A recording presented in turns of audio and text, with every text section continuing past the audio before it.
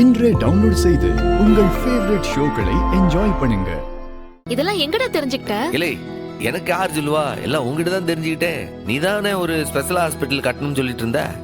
நான் அதை அப்படியே எடுத்துட்டு போய் அந்த இன்ஜினியர் கிட்ட சொன்னேன். அவன் இதுக்கே படிச்சவனா? அவன் போட்டு கொடுத்ததான் அது பக்காவா? பாரு எப்படி இருக்கி. அமேசிங்டா. இது மட்டும் ஹாஸ்பிட்டலா வந்துச்சுன்னா சுத்தி இருக்கிற 8 மாவட்டத்துக்கும் இதுதான் பெரிய மல்டி ஸ்பெஷாலிட்டி ஹாஸ்பிட்டலா இருக்கும். அமேசிங்.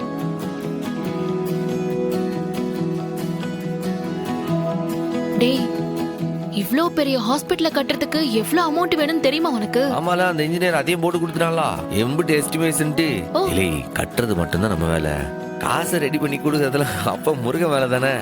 ஏன்னா ஆஸ்பத்திரி யார் பேர்ல இருக்குன்னு பாரு.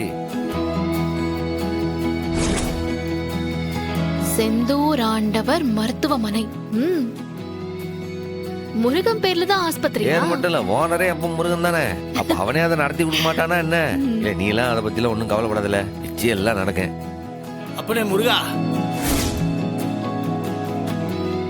நீதான் ஐயா கூடவே இருந்து எல்லாத்தையும் நல்லபடியா நடத்தி கொடுக்கணும். மைனி, என்னடி வேணும்? அப்பத்துல இருந்து ரொம்ப பசிக்கு மைனி. ஆமா, டைம் ஆச்சுல்ல. நான் பாட்டுக்கு மருந்து மாத்திரை எல்லாம் ஸ்டாக் எழுதிட்டு இருந்தேன். சாரிடி, இன்னும் ஒரு 5 நிமிஷத்துல தோசை ஊத்திடுறேன். சட்னி சாம்பார் எல்லாமே ரெடியா இருக்கு. ஓகேவா? ஒரு 5 மினிட்ஸ் வெயிட் பண்ணு. சரிங்க மைனி.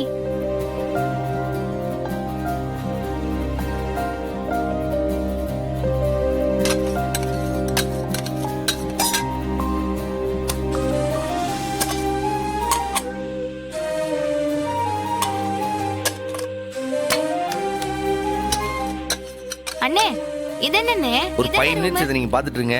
உங்க மைனிக்கு ஹெல்ப் பண்ணிட்டு வந்துடுதே. எப்போ? இது மீட்டிங் ரூம்னு நினைக்குதேன். எல்லாரும் உட்கார்ந்து பேசுவாங்கல்ல. ஏடி, எனக்கு என்னடி தெரியும்?